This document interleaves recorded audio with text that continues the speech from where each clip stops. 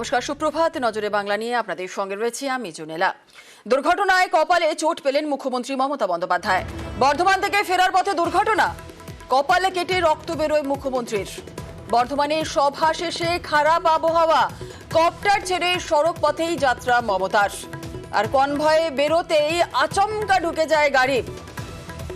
মমতার গাড়ির চালক ব্রেক কষায় জোর রক্ষা, ড্যাশবোর্ডে মাথা ঠুকে যায় মমতা বন্দ্যোপাধ্যায়ের। আর আহত অবস্থাতেই সোজা নবান্নে মুখ্যমন্ত্রী মমতা বন্দ্যোপাধ্যায়। রাজভবনে বোসের সঙ্গে বৈঠকও করেন মমতা।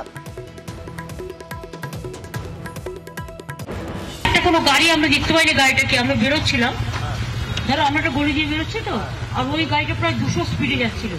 যেতে যেতে মানে আমাকে গাড়িটা প্রায় ড্যাশই করে দিত এবং গাড়ি মানে পুরো মরেই যেতাম ওখানে আমার যে ড্রাইভার ছিল পুলিশের, আমাদের তো হেলিকপ্টারে আসার কথা ছিল, আমরা আসেনি ওয়েদারের জন্য, ও সঙ্গে সঙ্গে ব্রেকটা কষে আমার পুরো ড্যাশবোর্ডটা এসে মাথায় লেগেছে। তখন একটা কনকাশন হয়েছে এবং কিছুটা রক্তও পড়েছে এবং কিছু ফুলেও আছে।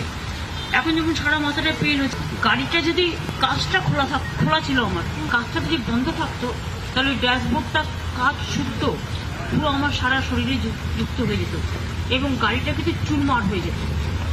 ওই ব্রেকটা কষেছিল বলে কোনো রকম অ্যাক্সিডেন্টের জন্য হয়তো বলতে পারো মানুষের আশীর্বাদেই বেঁচেছি। আমার মনে হয় এটা পুলিশ ইনভেস্টিগেশন করুক, মানে law will take its own course. Police investigation করে দেখুক, আমি এক্ষুনি কোনো কথা বলতে চাই না।